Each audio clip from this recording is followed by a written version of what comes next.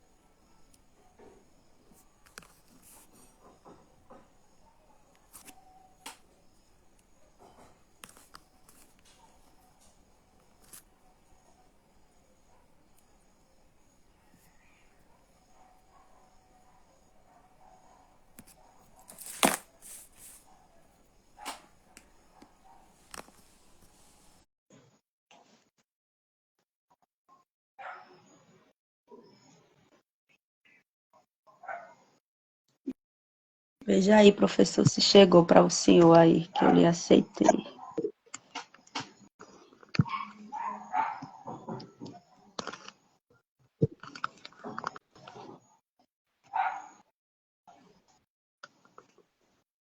Não estou lhe vendo.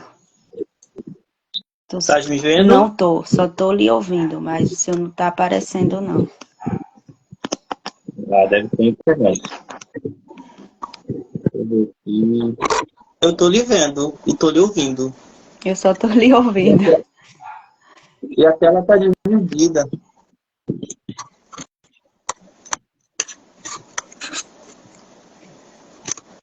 Hum, Deixa eu ver aqui. Sai aí de novo para eu lhe mandar, para ver se o senhor entra agora.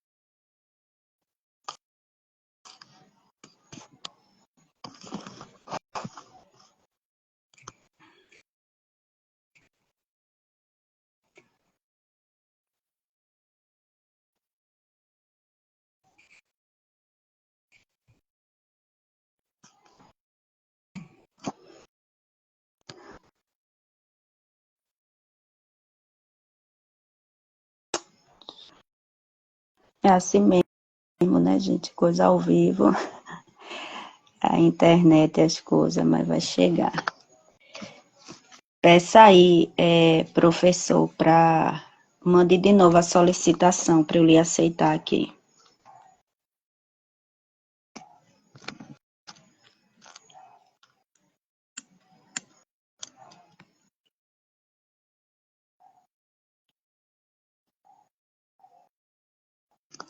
Agora.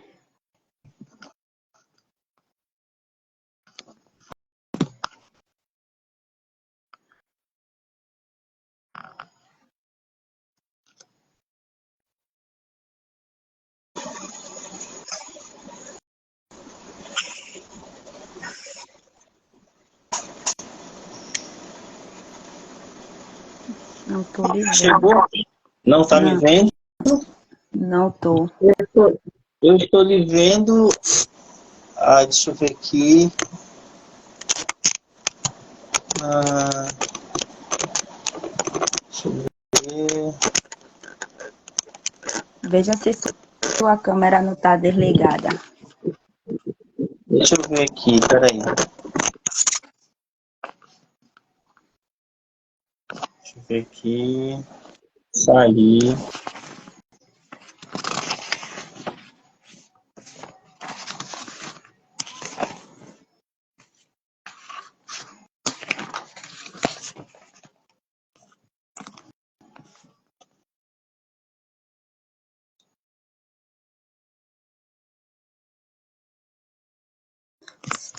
O senhor acho que saiu de novo. Aí o senhor manda novamente para mim lhe aceitar.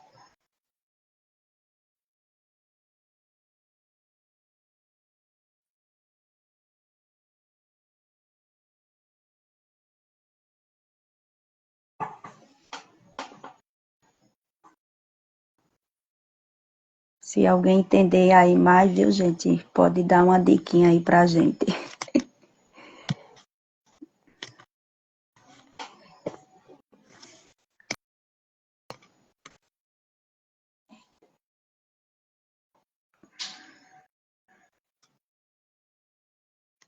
Está assim. Agora! Eu estava te vendo. Agora foi. Tá dando para me ver direitinho? Estou vendo, graças a Deus. Pronto. Boa noite, professor. Tudo bem? Tudo bem, graças a Deus. Eu agradeço a singela oportunidade de participar da tua live. Ah, para mim que é uma honra. Eu disse, meu Deus, será que eu vou conseguir ter ele para discutir sobre esse assunto? Sim. Muito obrigado, viu, professor, por aceitar, né, a entrar. Eu acho que é algo que todos nós precisamos de esclarecimento. Quando eu estava agora para fazer essa live com o senhor, eu estava agora à tarde entrando, né, para dar umas pesquisas. E eu fiquei muito espantada com a quantidade que aumentou de suicídio. De 2022 para cá, para 2023, eu pesquisando, e eu vi os dados de que 38 pessoas tiram a sua vida por dia no Brasil. Então, é algo de extremamente muito sério e muito importante que a gente precisa estar conversando. Deixa eu tirar o fone, que eu acho que você está me... Estou te ouvindo bem. Você está me ouvindo bem? Tô sim, tô sim. Pronto. Tirar o fone, eu acho melhor assim.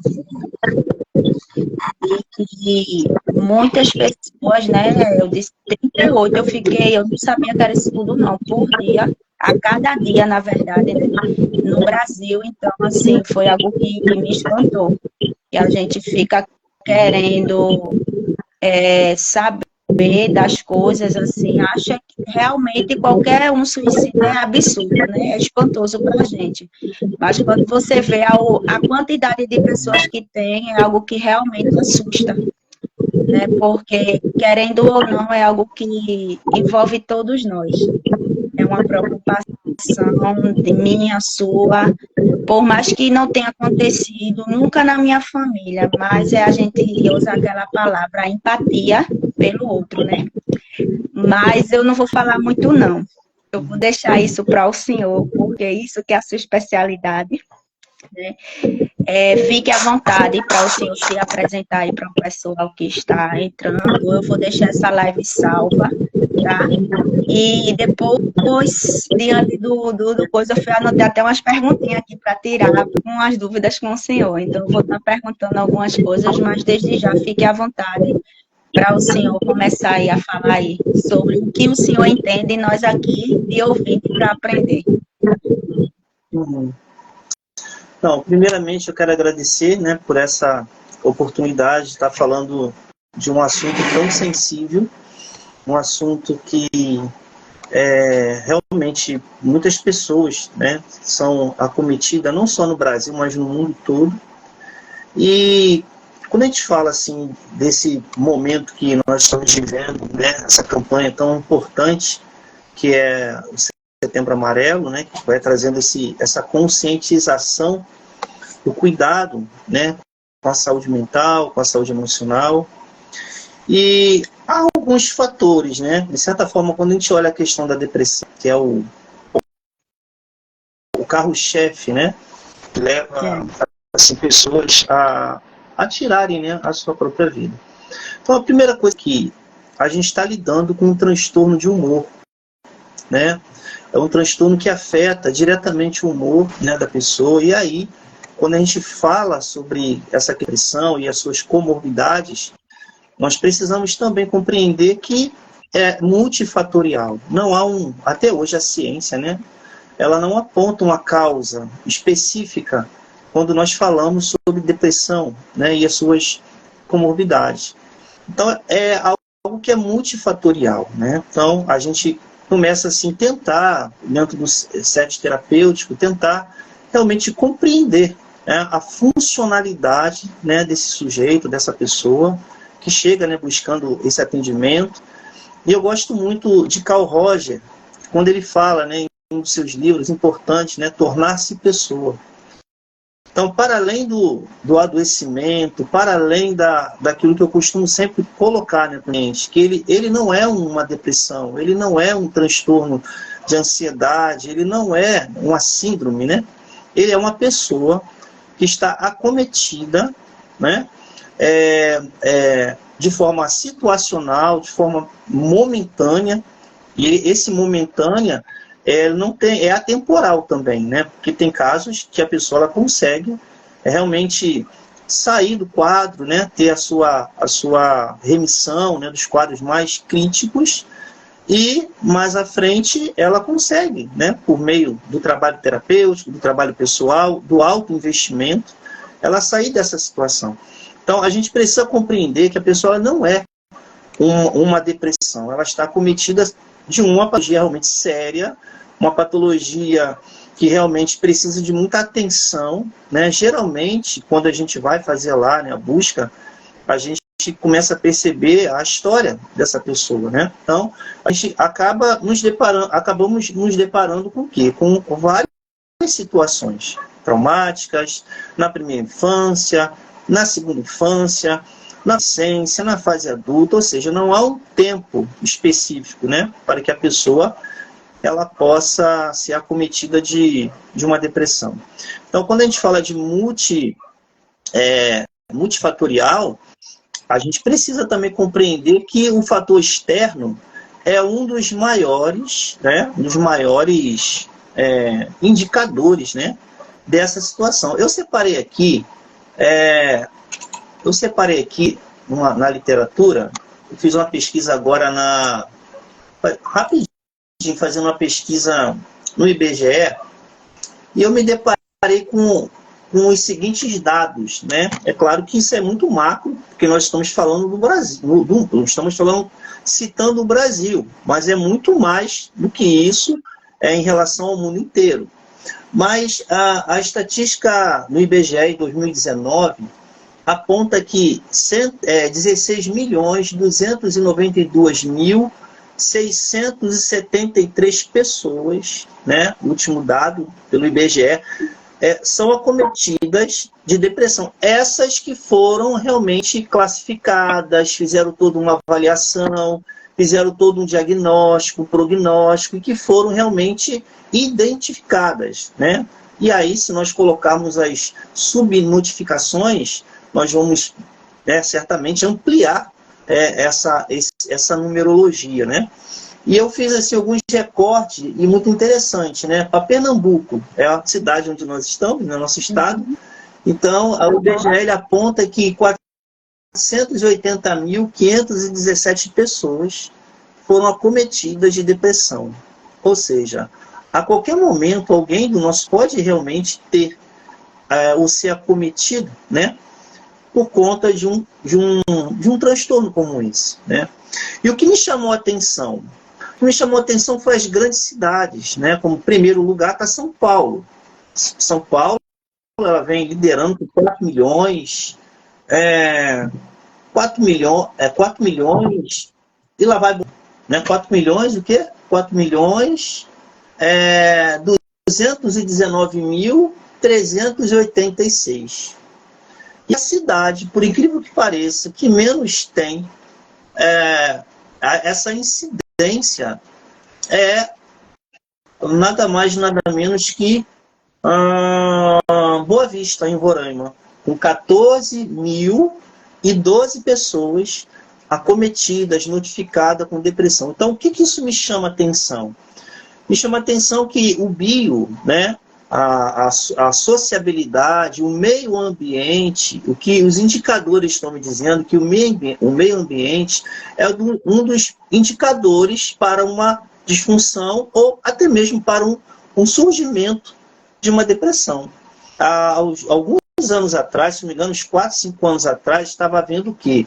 Uma migração, ou seja, uma interiorização, as pessoas migrando, saindo da cidade e migrando para lugares mais longínquos, ou seja, mais contato com a natureza, mais contato consigo mesmo. Eu digo porque eu sou muito afetado pelo meu trabalho acadêmico, né, que é a dependência tecnológica. Eu estou defendendo dependência tecnológica e transtorno obsessivo compulsivo. Estou tentando trabalhar a questão da fissura, a necessidade, né, do check-in, a necessidade da checagem, né, o quanto isso impacta a vida do sujeito. Como, por exemplo, uma pessoa chega para mim e fala: olha, eu mandei uma mensagem para ele, para ela, e o azulzinho não apareceu. O quanto não aparecer esse azulzinho interfere na saúde emocional desse sujeito, né? O quanto isso também não vai interferir. Então, eu estou fazendo somente um recorte aqui para dizer que no Brasil, né, na região norte, aparece aqui 623.720 pessoas. Na região nordeste, 2.917.034, e assim por diante. Ou seja, nós estamos diante de um quadro endêmico, né? É uma endemia. E a depressão ela só vai perder para as doenças cardiovasculares, no sentido de comorbidade, né, de surgimentos, né, de comprometimento. E a depressão realmente é letal. Ela leva realmente o sujeito, né, à finitude, leva o sujeito a chegar realmente nessa descrença, porque as características de um depressivo, ela realmente precisa ser atenta, né? A família precisa se atentar. A família precisa se atentar para os sinais, né? E a gente está diante de crenças também familiares, como, por exemplo, a cultura... Professor, para não lhe atrapalhar aí, mas sem falar também que essas patologias, né, cardiovascular, um infarto, um AVC, em uma pessoa nova, que a gente vê hoje muito se acometendo a isso, por falta de um exercício físico, alimentação, enfim, vai causar também a depressão. Então, uma pessoa nova, que ela se passa a ser acometida por um AVC, isso vai acarretar ela viveu o quê? Uma pessoa depressiva, uma pessoa que se movimentava tudo, hoje se encontra em uma cama, sem poder se movimentar, sem nada, daí também que uma coisa está ligada à outra, né? Eu vejo Sim, perfeito. Basicamente por isso. Não sei se eu estou errada nessa posição, mas eu vejo basicamente é isso. A gente está diante de crenças também, né? Crenças familiares, como por exemplo, deixa de bobeira, isso é uma bobeira, deixa de frescura, né? Poxa, levanta da cama, vai trabalhar, né? A vida vai trabalhar, mas a pessoa não compreende que aquilo ali é um sinal. Há um sinal evidente, né, de que a pessoa ela não está bem. Eu sempre falo assim para meus pacientes, olha, é sempre bom você ter a autopercepção de si mesmo. Porque há paciente que, quando começa o tratamento psiquiátrico e posteriormente psicológico, eles fazem uso de medicações, e essas medicações também tendem a dar alguns efeitos colaterais, né? Então, eu sempre falo para os meus pacientes da necessidade deles terem um autoconhecimento, ou seja, como eu estava antes da ingestão, né, da medicação, como sou eu, né? Sem ter contato com a medicação, e como sou eu após o contato com a medicação. Então, o autoconhecimento, ele se torna fundamental, né? Quando a gente trabalha assim, com essas demandas, porque nós estamos falando de quê? De uma angústia profunda, que essa angústia veio da onde? Ela tem uma raiz, pode ser lá desde o processo de nascimento, desenvolvimento pessoal, ou uma frustração, uma separação, ou uma perda de um emprego, a perda de um carro, né? Uma expectativa não realizada, ou seja, uma série de nuances que podem ocorrer, né? Porque a vida, ela está aí para ser seguida, ela está aí para ser vivida, não é? Mas, assim, eu sempre digo, né? A forma como nós interpretamos os eventos que fará toda a diferença, né? Então, assim, quando a gente está diante de alguém que está assim, botado, que está no cantinho, gente, vamos atentar. É um sinal. Então, talvez o quê? Um acolhimento, olhar aquela pessoa como uma pessoa em sofrimento, né? Às vezes não temos essa abertura. Às vezes a pessoa já tem problemas de comportamento antissocial, né? E aliado ao quadro depressivo, a tendência é aumentar mais ainda o quadro, né? A tendência é a pessoa ficar um pouco mais reclusa, né? Porque ela já traz consigo na sua própria personalidade o quê? Essa dificuldade de interagir com as pessoas, né? Então, assim, está atento aos sinais de quê? De angústia, desânimo, um rebaixamento de humor abrupto, é muito comum, né? A pessoa chegar bem numa sessão e no outro dia está lá melancólico, choroso, dizendo que está tudo ruim, né? Então, isso daí é para que a gente possa compreender que a pessoa está num processo. Né? Eu sempre digo, gente, é um processo. Não tem como você, da noite para o dia, ter uma melhora ou uma cura, como muitos dizem, né? Mas é necessário passar pelo processo. E o processo psicoterapêutico eu gosto muito de algumas imagens no Google que tem uma pessoa puxando um fio, né? Está tudo enroladinho, aquele fio, puxando aquele fio, porque cada fio que é puxado, cada momento, eu gosto muito de falar sobre o ritmo terapêutico, né?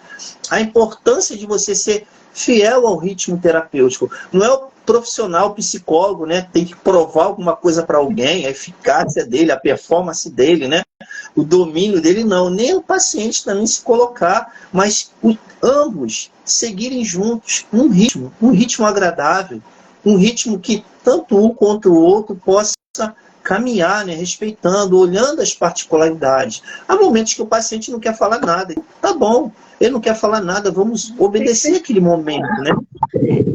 Então, é um tratamento psicológico também, ele está sendo tratado também. Então, nós falamos de depressão, a gente fala, né, de um estado assim de... A pessoa ela tem realmente um estado de decomposição, né? Então, por quê? Às vezes falta informação. Hoje não, acho que todos nós hoje não podemos nos queixar sobre informações, porque depois do advento da tecnologia, né, a imersão, hoje estamos vivendo o tempo da tecnocracia, né? A tecnologia ela está entrando em todos os espaços, né? E a gente vai seguindo, né? Aquele ritmo. E nesse ponto, só esse parêntese, eu gostaria de falar assim, para esse público que outrora tinha uma expertise muito grande, era eficaz em muitas coisas no passado, era um bom profissional, mas exemplo, o mercado veio, a tecnologia veio, mas ele não conseguiu se adaptar. Gente, isso daí pode gerar uma depressão muito grande, porque ela vai se sentir inútil, ela vai se sentir incapaz, mas ela não consegue identificar que ela está diante de um fantasma, de uma distorção, e não considera o quanto ela era eficaz antigamente. Então, quando nós trabalhamos com tecnologia, nós estamos falando de um público também que é conhecido como analfabeto digital. Aquela pessoa que não consegue, Sheila, ir no banco e tirar um valor, ir no banco fazer uma transação, porque ela não nasceu. O pessoal da década de 90 em diante é conhecido como nativos digitais. Uma criança, minha filha, domina a internet, domina, porque ela nasceu junto, né, com esse pouco, esse contexto, né? Mas as pessoas de outrora não. Então, com essa imersão, esse advento, esse boom, né, esse Big Bang da tecnologia, muitas pessoas perderam seu emprego, muitas pessoas não conseguiram mais se alocar no mercado de trabalho, e aí aumenta-se cada vez mais, né, o mercado informal, que é necessário, né? As pessoas precisam sobreviver, e eu digo mais, muitas pessoas que se identificam também com esse novo, com essa novidade, né? Com aquilo que nós chamamos hoje de empreendedorismo. Às vezes a pessoa tinha um talento tão grande, mas precisou perder o emprego, jogar a vaquinha no precipício para poder ser profissional em outras coisas. Então, quando a pessoa ela consegue ter esse insight, ela consegue dar a volta por cima e, de certa forma, ela consegue também nutrir saúde mental e emocional sobre a vida dela, né? Então, eu acredito que hoje todo mundo sabe os quadros depressivos, né, como a melancolia, o embotamento, o humor baixo, alterado, né? Então, ou seja, são vários fatores que levam a pessoa ao quadro depressivo, ou seja, o desânimo, o isolamento, né, o desinteresse por questões importantes. Exemplo, a pessoa é um excelente profissional. Poxa, se você está vendo que o teu colaborador está com baixo desempenho, naquele mês, ora, mês passado ele bateu o recorde, mas naquele mês o desempenho dele caiu, e vem caindo, e vem caindo. É normal? Opa, é um sinal, porque não está sendo congruente com o que ele era outrora, né? Então, alguma coisa, aí, claro, né? Um chefe, um supervisor atento, né? Humano, que quando o Roger fala, né? Tornar-se pessoa é você olhar a pessoa genuinamente como ela é. Né? Só que hoje estamos vivendo um momento da alta performance, assim que eu vim estudando, sobre a questão da baixa capacidade de se frustrar. Hoje não existe frustração. Não é que não existe, né? Há uma baixa tolerância à frustração. Ora, se você está no bio, se você está no meio social, se você está aí, né, em encontros transversais, com pessoas, vivendo com pessoas, né, a qualquer momento é natural que você possa se frustrar uma hora ou outra. Mas como é que nós lidamos com a frustração? Quantas pessoas estão acometidas hoje de depressão, cujo motivo é a baixa tolerância à depressão? Ou seja, a alta exige que ela tem que ser o melhor, a melhor. Se ela não for a melhor, não serve. E aí, dentro do contexto da terapia cognitivo-comportamental, existe uma distorção chamada tudo ou nada. Ou a pessoa é tudo, ou a pessoa é nada. Então não há uma congruência, não há uma amplitude, não há uma abertura, né? No sentido de você se perceber que realmente nessa área eu não sou bem, eu não sou bom, e está tudo bem.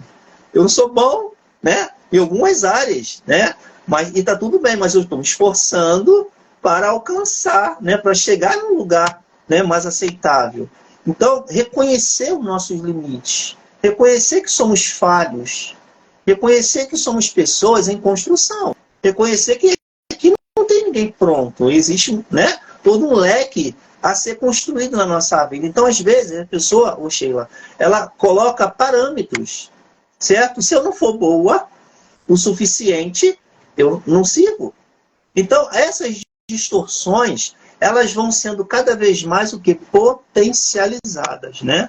Então a pessoa, quando eu chego assim para o meu paciente, eu falo, vem cá, como é que você se percebe? Aí ele vem, mas como assim, né? Como é que você se percebe como pessoa? Como é que você se percebe nos seus relacionamentos interpessoais?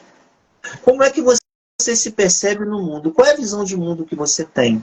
Porque, segundo Aaron Beck, a forma como você vê o mundo e o interpreta fará todo o significado da sua vida. Você terá todo um significado também na sua vida, né? Então, exemplo, se você se percebe uma pessoa inútil, ora, lamentavelmente, você vai se comportar como alguém inútil. Alguém falou que você é uma pessoa inútil. Ora, as pessoas elas não têm a capacidade de distinguir o eu, são os meus exercícios, tá? O eu e o outro. Quem sou eu? Aí Platão fala, né? Platão ou Sócrates, né? Conheça-te a ti mesmo. Quem é Sheila? Quem sou eu? Né? Eu não sei se eu fiz esse exercício com vocês, mas tudo bem. Quem sou eu? Então, quem sou eu? Então, quem é o outro? O outro ele pode ter as suas interpretações, o outro pode ter as suas visões, o outro pode ter tudo a meu respeito e a teu respeito, mas ele é o outro. Agora, o que o outro diz, né? A forma como eu vou interpretar o que o outro diz, a forma como eu vou dar sentido ao que o outro diz, fará toda a diferença. Então, assim, quando a gente fala de saúde mental, quando a gente fala de depressão, lamentavelmente, o que chega no consultório são essas retóricas. Eu estou assim depois que alguém falou isso. Eu estou assim depois que eu ouvi isso que minha mãe me falou. Eu estou assim depois que ciclano, né, agiu assim comigo, né? É claro que tem um impacto na nossa vida. Nós não somos, né, assim, insensato, né, ao ponto de dizer que nada disso impacta. Vai impactar. Nós vamos sentir, né, aquele impacto emocional. No entanto, a gente precisa dar conta disso. Então, são essas expertises. A gente, essas coisas, fica a gente hoje, querendo ou não, por mais que a gente diga que não, porque se você ver, existem umas frasezinhas que as pessoas botam muito nos seus stories, que diz assim, quem não paga minhas contas não deve opinar. Sendo que isso é só uma frase que você pega e cola no seu, porque, na verdade, tudo que o outro pensa de por um momento vai lhe atingir, vai lhe frustrar. Você está em um certo ambiente, seja no trabalho, seja onde for, em uma roupa, o que vai ser a opinião do outro. Fala algo, tenha certeza, você ainda não trabalhou isso, aquilo vai sim atrapalhar na sua vida. É o que o senhor acabou de dizer, a opinião do outro não é realmente para valer. Se eu sei quem eu sou, quem é Sheila, eu sei o que Sheila quer e eu sei onde Sheila quer chegar. Mas, infelizmente, se algo da minha família opinar, aquilo vai me atrapalhar e eu vou começar a pensar, será que é isso mesmo que Sheila quer? Então, eu acho que é mais ou menos isso que o senhor está querendo mostrar aqui, né? Que a gente não deve deixar o outro opinar, para que a gente venha realmente reconhecer. Então, eu acredito que todos nós falta esse conhecimento, esse autoconhecimento de a nós mesmos, a nossa identidade real. Perfeito. Mas você percebe que nas grandes empresas existe uma caixinha lá, dê a sua sugestão? O quanto de sugestão tem naquela caixinha? Será que só tem coisas boas? O quanto de crítica tem naquela caixinha? Certo? O quanto de sugestão tem? O quanto de desapontamento tem? Essa caixinha, ela vai servir para quê? Para aprimoramento, aperfeiçoamento. Então, quando a gente fala de capacidade, né, de tolerar a frustração, é realmente isso. A pessoa ela tem dificuldade de lidar com a frustração. E cada vez mais, assim, a gente está num momento, né, da alta performance. Né? É a melhor imagem, é a melhor live. Ou seja, eu tenho que ser o melhor, eu tenho que me tornar uma pessoa influente, né? Porque sou eu não posso transparecer com falha. Essa live aqui, ela pode ter algumas falhas e tá tudo bem. Tá tudo maravilhoso, né? Então, por quê? Porque a gente tem um olhar de mundo, né? Então, assim, a gente está vivendo um tempo agora da alta exigência, né? Com um corpo sadio, um corpo, né? Que realmente o corpo fala, né? O corpo mostra a sua imagem, o corpo mostra, né? O seu volume, a sua performance, né? Então, há uma linguagem corporal, né? No corpo, uma linguagem no corpo, né? Ah, eu vou tratar o meu corpo. Tá, mas você está tratando o seu corpo para a sua saúde ou você tem uma outra linguagem a partir desse corpo? Então, a gente vai vendo, né? Estamos vivendo num momento em que ser você torna-se custoso demais. Ser autêntico, ser você na sua inteireza. Eu gosto muito de andar descalço. Eu gosto muito de andar de chinelo. Eu gosto muito de entrar em quintal, subir em árvore. Eu gosto das coisas, sabe por quê? Nós precisamos fazer coisas diferentes, sabe? Quando as pessoas vão para a interiorização, e aí há muitos movimentos, né? Inclusive colegas minhas que trabalham, que estão levando pessoas a se conectar consigo mesmo. Essa falta de conexão, essa falta de se conhecer, de autoconhecimento, tem levado muitas pessoas a adoecimento. Há uma docente, né, que eu tive a oportunidade, não vou citar aqui o nome por conta de ética, que ela disse o seguinte em sala de aula: olha, haverá um tempo em que nós psicólogos e outros também profissionais terão que ensinar os pais a brincar com seus filhos. Olha como é que essas crianças estão sendo construídas hoje. O lúdico, a necessidade do lúdico, né? Às vezes a ausência do lúdico, tira-se o lúdico e coloca-se a técnica, coloca-se outros aparatos e com isso, às vezes essa criança cresce sem uma capacidade de resolução de problemas, de improviso, de lidar com os improvisos, de lidar com situações novas, situações desafiadoras. Então, a gente está vivendo, né, uma geração está saindo e uma geração está sendo construída. Né? Então, assim, essa mensagem, né, que é esse tema, porque falar de depressão, a gente poderia falar de muitas coisas aqui que leva à depressão, né? Os quadros depressivos, o DSM que diz lá, o que diz o CID-10, mas isso está tão em voga, né, que vale a pena a gente olhar os meandros que levam a pessoa a ter, né, um comportamento, né, ou então até mesmo uma patologia, né, que é o quadro depressivo. Então, assim, o que eu digo? Cuidado com a saúde mental e emocional. Alguns mitos, Sheila, que diz assim: pessoas em familiares depressivos podem se tornar pessoas depressivas. Então, por conta da genética. Tá, não há algo definido, né? A literatura não mostra evidências. Mas as pessoas dizem que se há realmente, geneticamente, algumas pessoas na família que tem depressão, então, o que cabe a gente? Fazer um preventivo. Cabe a gente olhar isso também. Começar a fazer uma introspecção. Quais são as áreas da minha vida que estão em vulnerabilidade? Quais são os setores da minha vida que precisam de uma atenção básica? Porque nós estamos muito acostumados a olhar para fora e não estamos acostumados a olhar para dentro. Quando eu fiz aquele exercício lá, conheça a ti mesmo, meu Deus, foi um Deus nos acuda. Por quê? Eu ouvia: professor, é muito difícil olhar para dentro da gente mesmo. Por quê? Somos condicionados a olhar para fora. Somos preparados para aquilo que está externamente diante de nós, né? Mas é esse caminho da introspecção, né? De olhar, desse autocuidado, desse autoconhecimento, que fará com que a gente tenha mecanismos de defesa para lidar com o improviso, para lidar com a imprevisibilidade. A qualquer momento pode acontecer. Nós saímos, não sabemos se voltaremos. Né? Vamos trabalhar, não sabemos o que pode acontecer. Então, a imprevisibilidade, ela está diante de nossos olhos.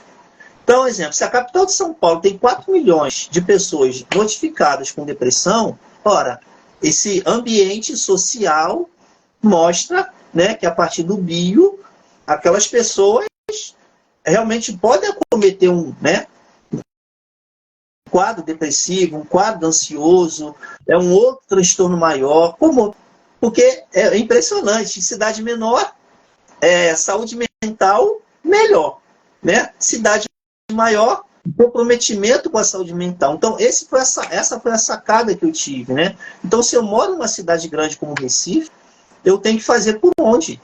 A minha saúde emocional e mental realmente tem uma atenção básica, né? Uma atenção em especial. Então, assim, é algo que a gente também precisa olhar.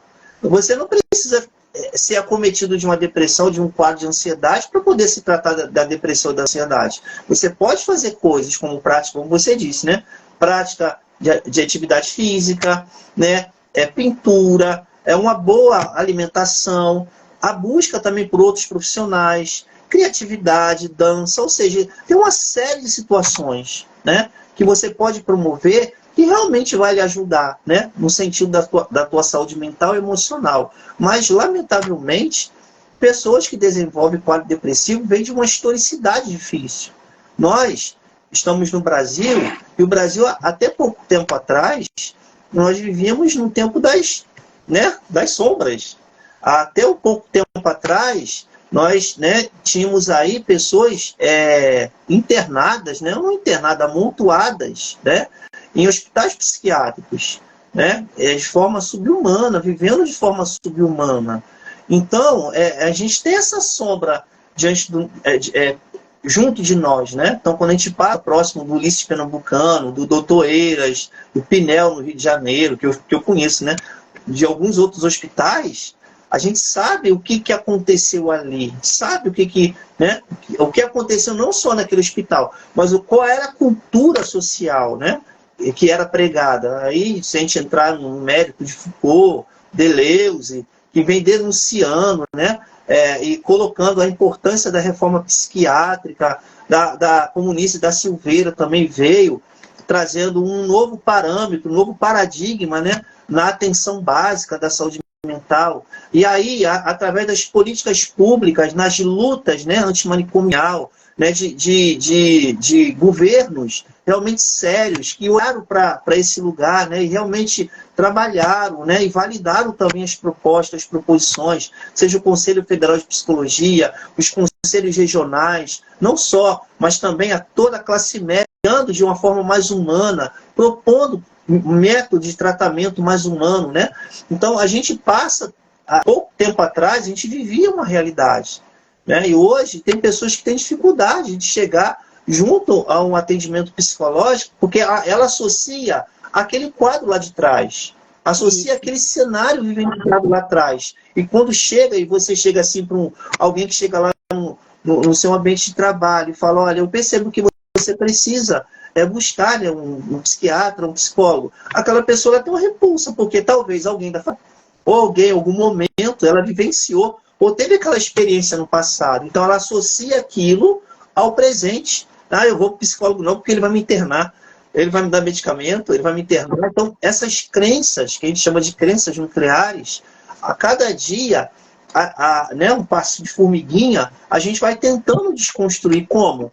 Com a psicoeducação, com uma live como essa maravilhosa que você coloca, né, para dar ao seu público nessa instrução, porque assim, a gente está num contexto hoje multidisciplinar, não só o psicólogo, mas toda uma rede, né? Quando a gente olha o CAPS, quando a gente olha o CRAS, quando a gente olha aí, né, as casas terapêuticas, ou seja, toda uma nova proposição para olhar esse sujeito que sofre, né? Que está em sofrimento. Então, assim, uma das nossas maiores lutas hoje é a família, né? É o familiar. Ainda existe pessoas que dizem assim, Sheila, olha, não toma medicamento não, porque você não está com depressão.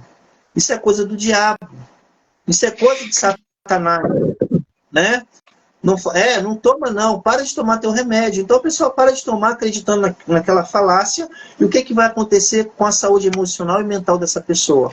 Ela vai ficar em desequilíbrio. Então a gente precisa cada vez mais instruir, né, no nosso lar, na nossa rede, e trabalhar também. Nós não podemos esperar somente pelos profissionais de saúde, esperar o setembro amarelo para a gente falar disso. A gente pode falar disso o ano inteiro.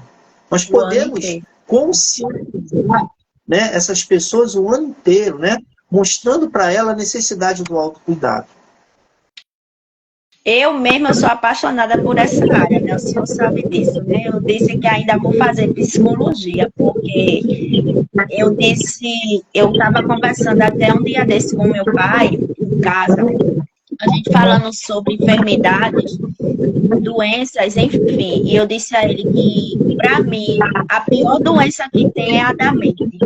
Pela experiência que eu tive lá no Ulisses, no dia que eu fiz a visita, né? Que eu comentei isso até em sala de aula. Eu nunca tinha entrado em um hospital. E olhe que mudou, né? Não é o que você, eu acredito que na sua época você ainda chegou a acompanhar isso.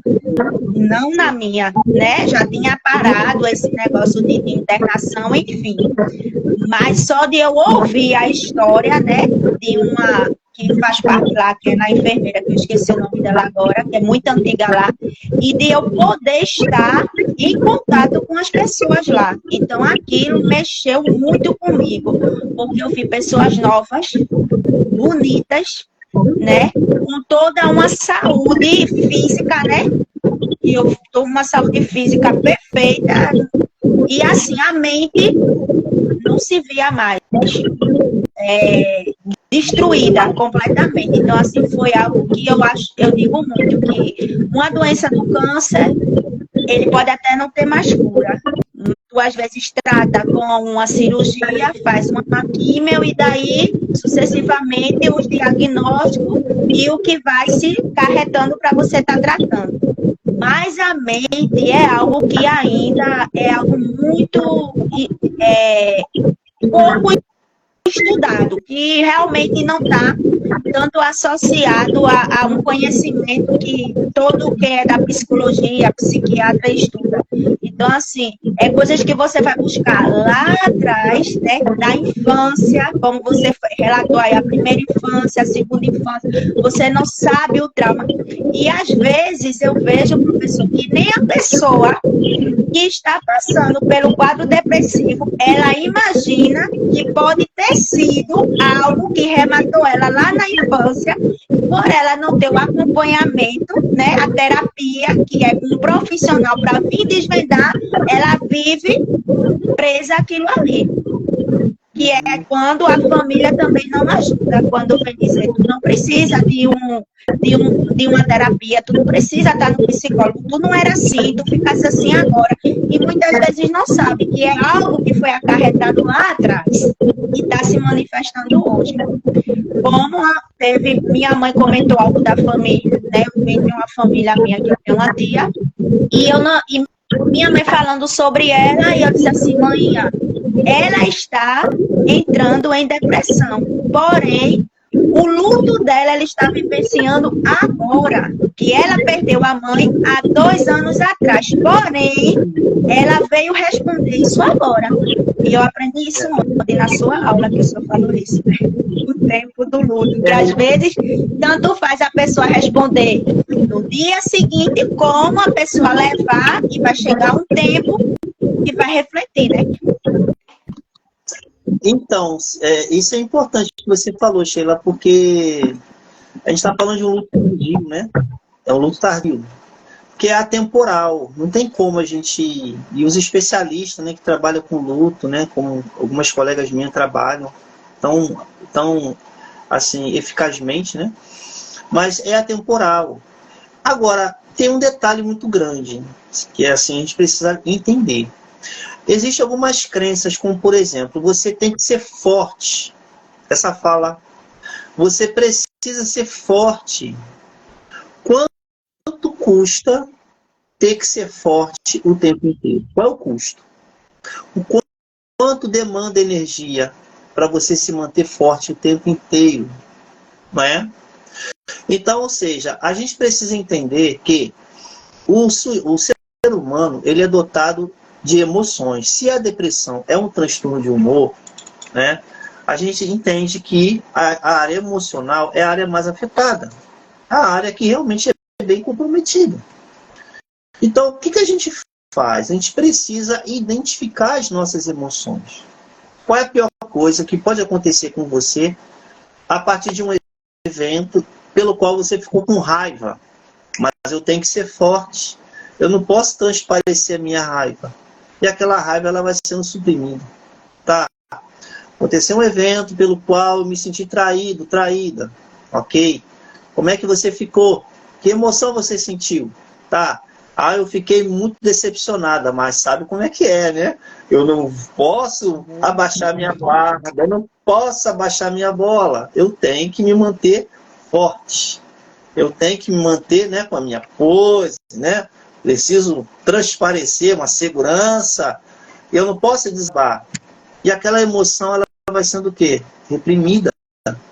Então, há um misto de emoções que, quando não vivenciado na íntegra, ele vai ficando aonde? Né? Vai ficando ali no inconsciente, vai ficando reprimido, e em algum momento aí entra a somatização, né? Vai somatizando, né? Até mesmo no corpo, como reações fisiológicas, né? Que Aaron Beck vai trazer também.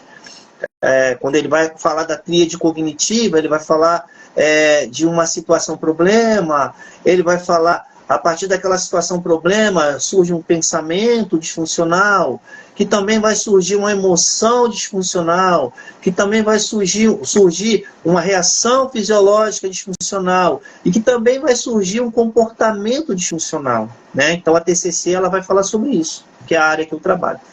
Então, quando não vivenciado na íntegra essa emoção, alguma hora, algum momento, essa pessoa ela vai explodir.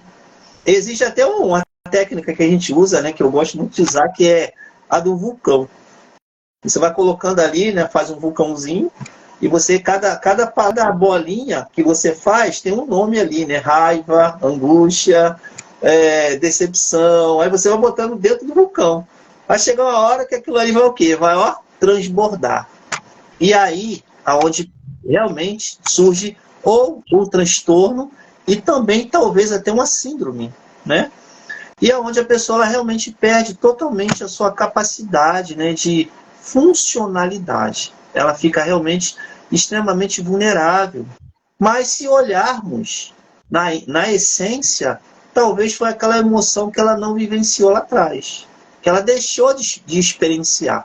Então, o que eu quero dizer com isso? Se você está com raiva, tudo bem, é uma raiva, uma situação, problema pelo qual você ficou com raiva, você está vivendo essa raiva, você está compreendendo essa raiva, você não está se sabotando, você não está se colocando forte, não, você está vivendo ela e está tudo bem.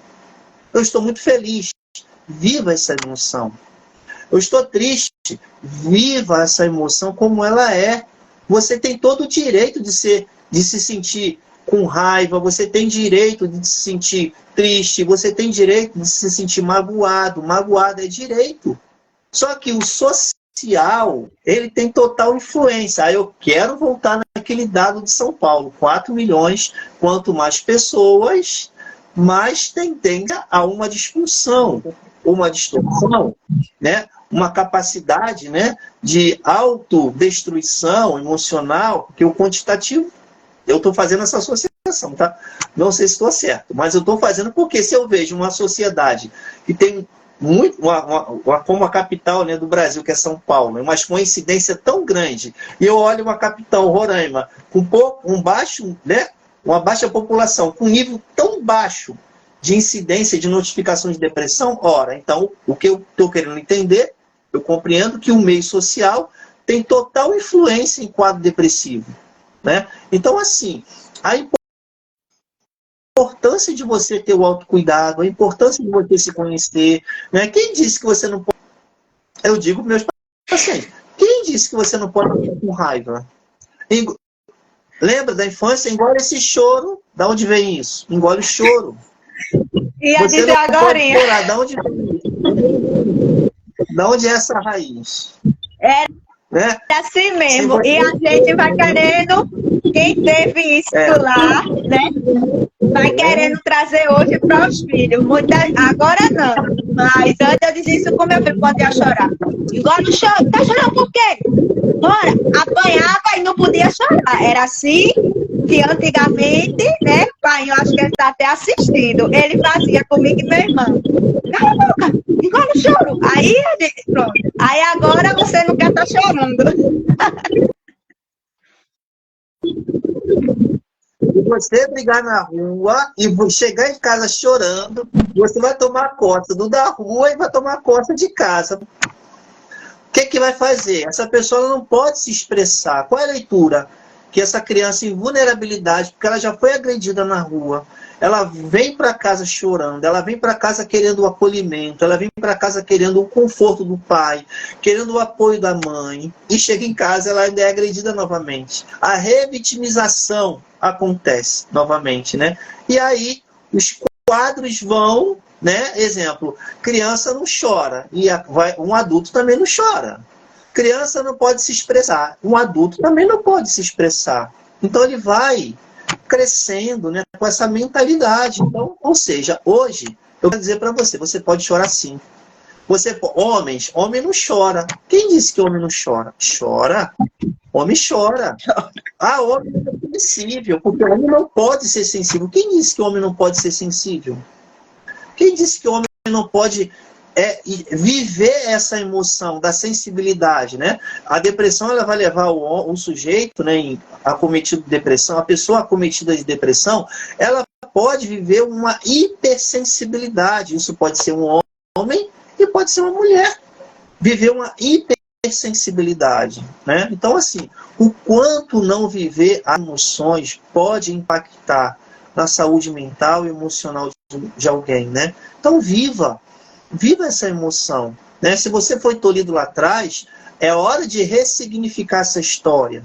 E se você não chorou o choro todo que estava lá atrás, e essa inferência que é que você possa chorar tudo que você não chorou, mas bota para fora esse negócio, né?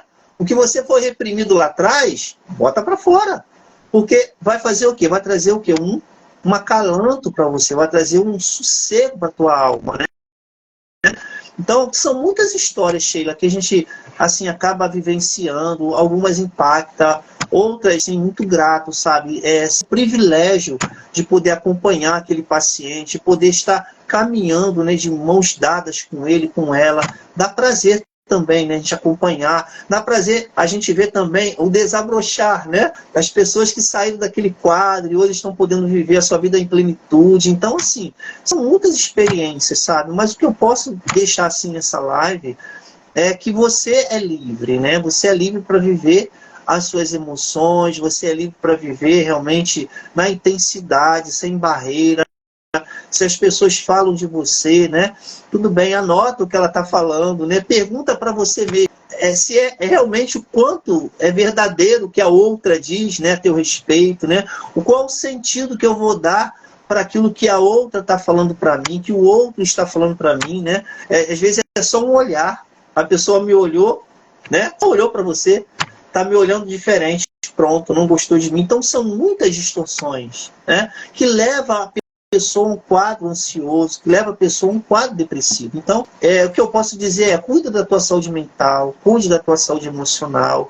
E eu queria te perguntar também, né, sobre essa contribuição, né, como é para você essa contribuição dos técnicos de enfermagem, né, em relação à saúde mental. Como é que você olha também isso, Sheila?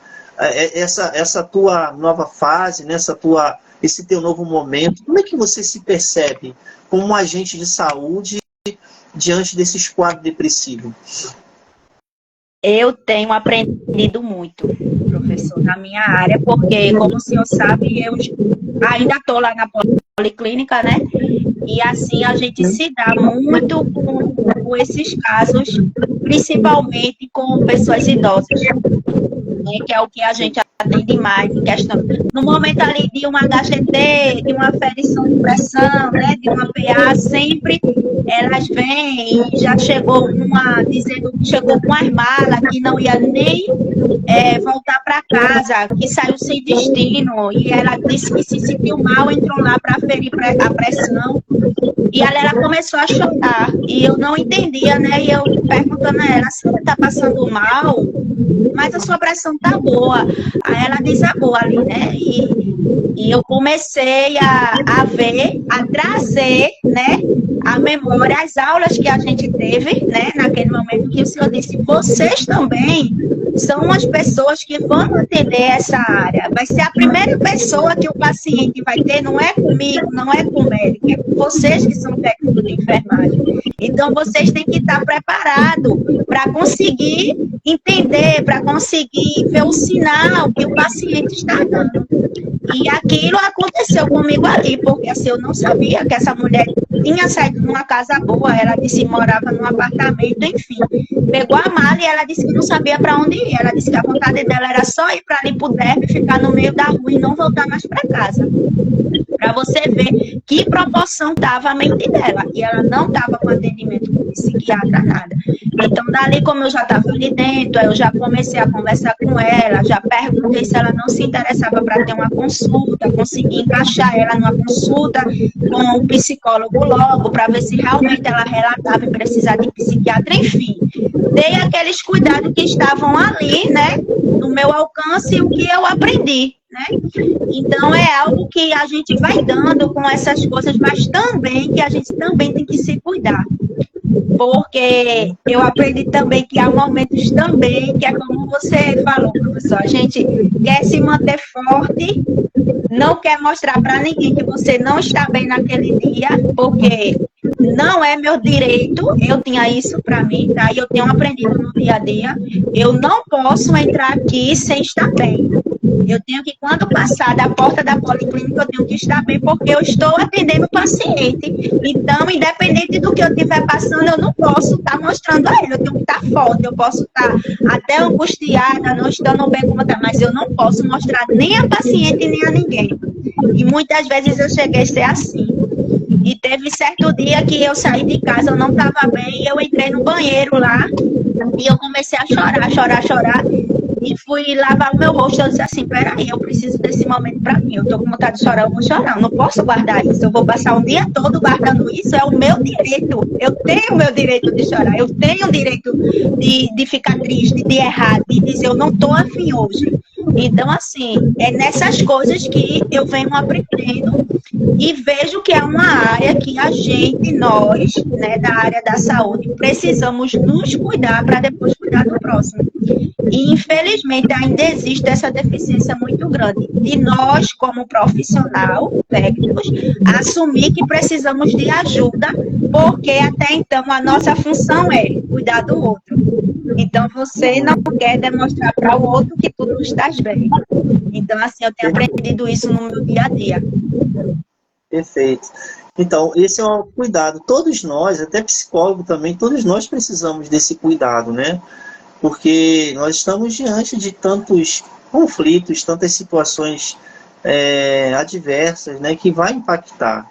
Somos seres humanos, e como seres humanos, nós somos passíveis, né, de nos confrontarmos, né, com situações realmente que mexem, né? Tem momentos que mexem, que a gente respira, né, meu Deus, né, como é que é isso, né, e a gente vai buscar o que me incomodou tanto isso, será que há alguma vulnerabilidade em mim, né, a partir disso, e você vai se construindo, você vai se percebendo, você vai, né, buscando também para você, né, porque todos nós necessitamos realmente sermos cuidados, né. Então é assim, Sheila, eu acredito que cada vez mais, né, as políticas públicas têm, eu falo que Pernambuco também é um lugar que, e aí eu quero trazer um pouquinho da mídia, né? Da mídia, o lado positivo da mídia, que eu posso falar aqui de Pernambuco, que eu vejo todo dia. Então eu vejo realmente um incentivo, tá? nas redes, não só pelas mídias sociais, né? Mas também pela TV aberta também, né? De sempre estar trazendo alguém, um especialista, seja nas rádios, seja na televisão, né? Trazendo alguém para poder falar também, não falo só a saúde mental, mas a saúde como um todo, né? Porque nós não somos somente uma dimensão, nós somos, tem vários domínios, várias dimensões que compõem o ser humano. Então eu percebo que também aqui, né, em Pernambuco, há assim, um incentivo muito grande na prevenção, né? Então eu acredito que cada vez mais esse trabalho que a gente está fazendo de formiguinha, não só o nosso, mas muitos outros que já foram citados, já foram falados, né? E cada vez mais potencializando, quem sabe, né? Mais à frente a gente tenhamos uma sociedade melhor, uma sociedade mais consciente, uma sociedade assim que busca realmente o cuidado, né? E a gente fica feliz. Verdade. Professor, olha, eu disse, menino, já não está da hora passa, 9h10. Eu disse, por mim, eu levaria essa conversa. Mas muito obrigado, viu? E vamos marcar, sim, outros. Eu estava conversando até com uma psicóloga aqui, que eu fazia terapia com ela lá na Policlínica, né? Ela, Carla. Aí eu chamei ela para participar. A gente marca, ela disse, Sheila, bom sim, ótimo, não sei o que. Eu disse, Carla, eu queria muito, vai ter um professor meu e vamos marcar um dia para você. Mesmo como você acabou de dizer, a gente tem que estar tocando no assunto não só em Setembro Amarelo, e sim o ano todo, né? Porque é algo que mexe muito, e a saúde mental hoje é tudo. Eu digo muito isso. Não adianta você se esbanjar nas melhores casas, nas melhores festas, nas melhores roupas, nos melhores carros, se você não tem uma saúde mental. Não adianta, porque nada daquilo ali não vai significar nada para você. Então, o que eu tenho para deixar aqui é o meu agradecimento. Muito obrigada, professor, mais uma vez. Deus lhe abençoe, o senhor, sua esposa, sua filha, né? A princesa que veio do balé, né? Não sei se ela hoje foi pro balé ou não foi, mas que Deus abençoe vocês. Foi? Pronto, muito obrigado, viu? Para mim é um prazer estar sempre com o senhor. E sempre que as pessoas me perguntam, tem um psicólogo? Eu digo, tenho lá em Recife. Tem um professor de seu que é excelente pessoa. E também quero agradecer a todos que estavam aqui. A gente teve alguns comentários, depois eu respondo lá o pessoal. A Lani disse que foi muito bom a live, foi top. E isso é o sentido dessa live. Eu digo muito assim, professor, tendo uma pessoa que recebeu aquilo, para mim, já valeu por tudo. Porque a live é nesse intuito. Não de Sheila ganhar seguidores, não de aparecer, não. A minha intenção é de poder ajudar o outro. Fiz um evento domingo, lá onde eu morava, em Nossa Senhora do Ó, Porto de Galinhas. E a gente fez um evento de mulheres. Inclusive, teve alguma psicóloga, terapeutas, lutadoras. E o evento foi evento Mulheres que Inspiram Vida Real. E a gente se deparou com isso aí que o senhor falou. Muitas delas falaram que começaram a se autoconhecer, porque elas se sabotavam elas mesmas. E assim, foi cada história que foram 8 mulheres. Surpreendente que eu dissesse, foi um domingo maravilhoso, só para mulheres, então teve dinâmica, saíram todas elas enriquecidas. E o senhor trazendo essa abordagem agora do autoconhecimento, e foi o que muitas lá trouxeram, né? Também nessa palestra. E a gente vê o quanto precisamos disso e quebrar essa crença de que depressão é coisa do diabo, ansiedade é... Não. Existem profissionais, precisamos sim, e eu digo, todos nós precisamos fazer uma terapia. Todos, sem exceção.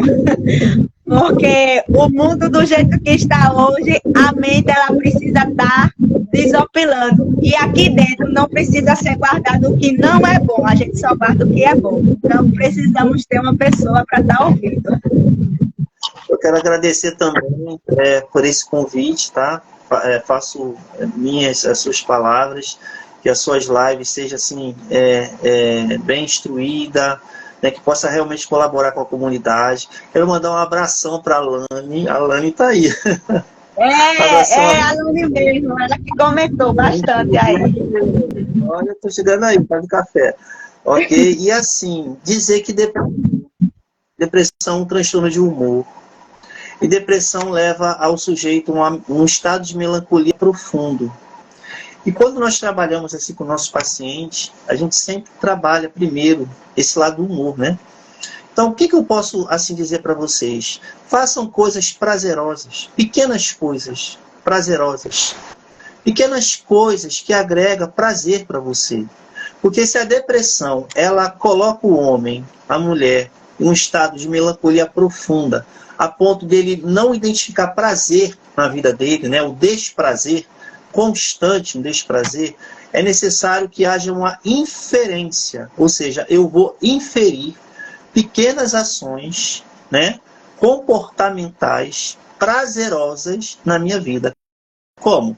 Beber uma água de coco na orla de Olinda, fazer um passeio simples, visitar alguém, pequenas ações que vai fazer com que essa pessoa funcione. Não dá para funcionar da noite para o dia, mas pequenas inferências, pequenas ações comportamentais assertivas fará com que esse sujeito tenha o quê? Uma remissão do seu quadro crítico, claro, aliado ao apoio psiquiátrico, aliado ao apoio psicológico, aliado ao apoio da família, né? No sentido de estar junto ali, porque uma pessoa com um transtorno de humor, realmente a desesperança ela é muito forte, né? Então ela precisa dessa rede de apoio. Peço que essas pessoas familiares, os familiares, compreendam, estude, busque conhecer mais sobre o fato, sobre o caso, né? Sobre a comorbidade, sobre a depressão, o transtorno de ansiedade, o que for, o que leva o sujeito a um adoecimento psicológico. Cura, isso é mito, né? Não é falta de vergonha na cara, não é a pessoa não quer fazer nada, está com preguiça, não é isso. É um transtorno mental e precisa ser levado de forma séria, de forma ética e de forma responsável. Deixando também um abraço para a Bela, minha querida Bela, um abração. Olha uma paciente linda aí, ó. Bela, um abração, tá, Bela? Tá? Apareça aí, tá? Vamos aparecer também. Então, um forte abraço para você. E agradecer, né, por essa live bem descontraída, né? Eu sou isso mesmo, não dá para mudar. E fico à disposição, quando precisar, eu estou aí para poder colaborar também. Tá certo, professor. Boa noite. E mais uma vez, muito obrigada. Olha a caneca! Muito bem. A galera tá aí. Obrigada, gente, e a todos, viu? Boa noite. A live vai ficar lá salva para quem não acompanhou do início, tá? E um beijo para vocês e muito obrigado, professor, mais uma vez. Deus abençoe. Tudo de bom para vocês. Saúde para todos. Saúde mental e emocional para todos. Amém. Tchau.